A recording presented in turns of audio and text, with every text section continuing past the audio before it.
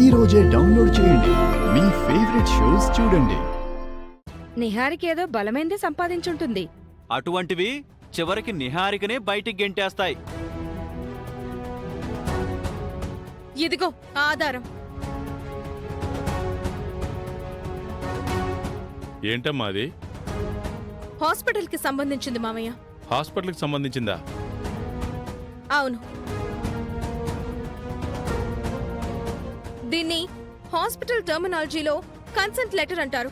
అంటే సమ్మతి పత్రం.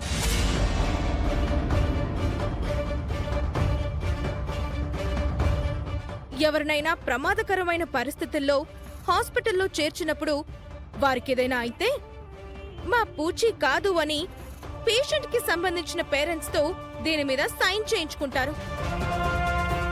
అక్షయ్ను సత్య హాస్పిటల్లో జాయిన్ చేసినప్పుడు సత్య దీని మీద సంతకం చేశాడు. ఏ కాలంలో సంతకం చేశాడో మీరే చూడండి మామయ్య.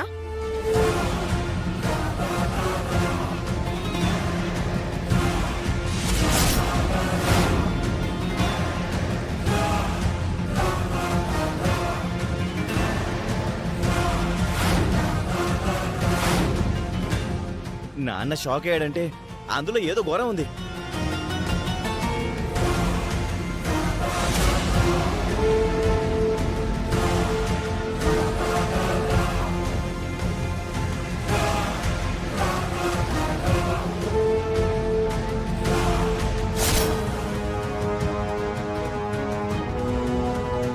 ఫాదర్ అని ఉన్న చోట సంతకం పెట్టాడు.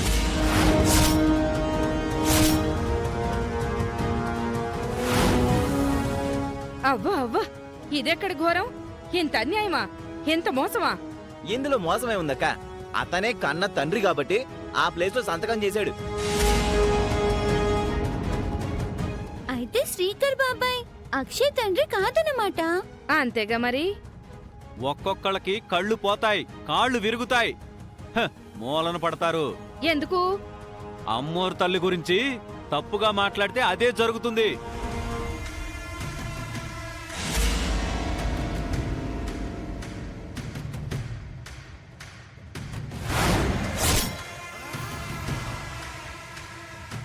ఇది సత్య చేసుండడు. తానే చేశాడు. కావాలంటే చెక్ చేసుకో. అయితే పొరపాటున చేసుంటాడు. అంత అమాయకుడా నీ సత్య? బంగారం పక్కరా. రే తమ్ముడు, ఇదిగో నువ్వు చూడరా.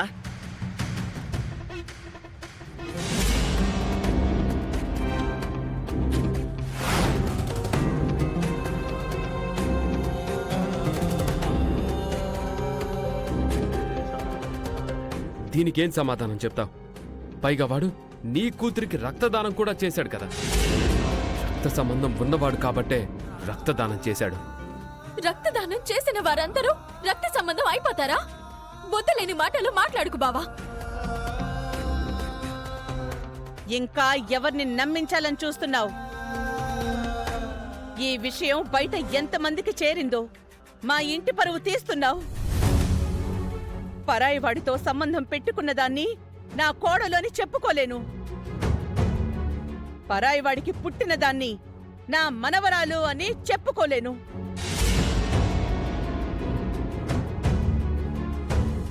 మీలాంటి వాళ్ళకి మా ఇంట్లో స్థానం లేదు. బయటికి నడవండి.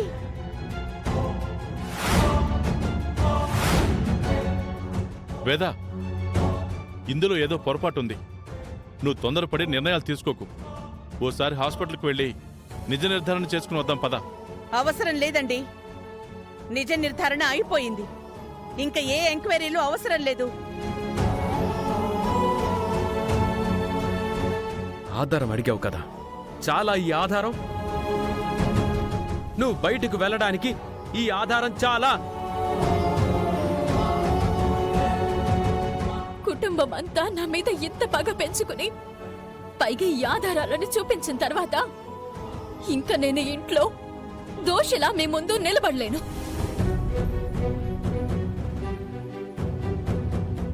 నువ్వు కూడా నన్ను వెళ్ళిపోమంటున్నావు కదా.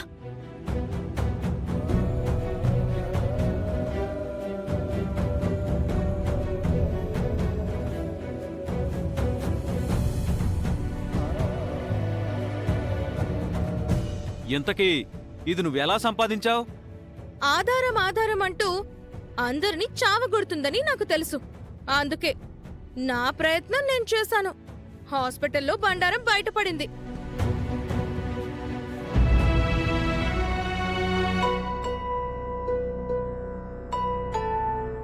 అమ్మకు ఏ పాపం తెలీదు నానమ్మ. అమ్మను అనుమానించకండి.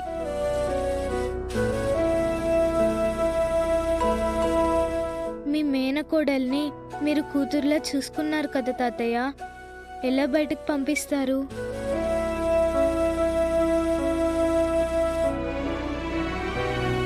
నాన్న, కావాలంటే నేను ఇంటి నుంచి బయటికి వెళ్ళిపోతాను. అమ్మను పంపించకండి. మీ అందరి మనసులు రాళ్ళుగా మారిపోయినట్టున్నాయి. అందుకే కరగడం లేదు.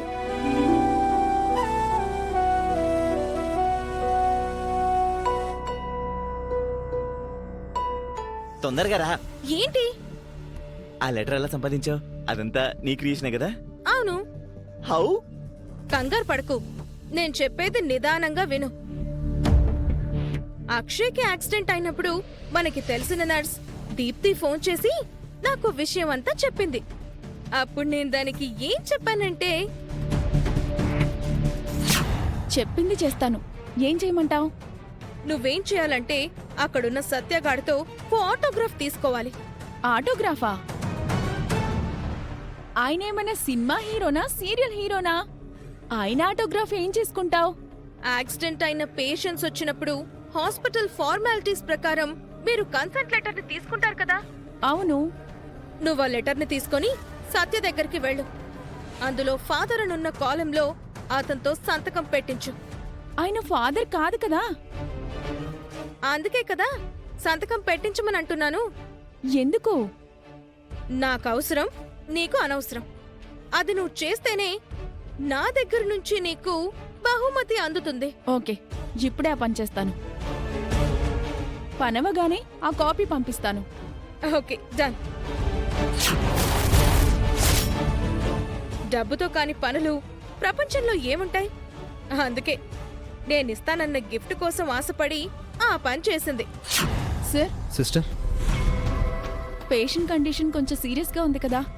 హాస్పిటల్ రూల్స్ ప్రకారం మీరు ఈ కన్సెంట్ లెటర్ మీద సంతకం చేయాలి. మిగిలిన వివరాలు నేను రాసుకుంటాను. సరే ఇటివ్వండి.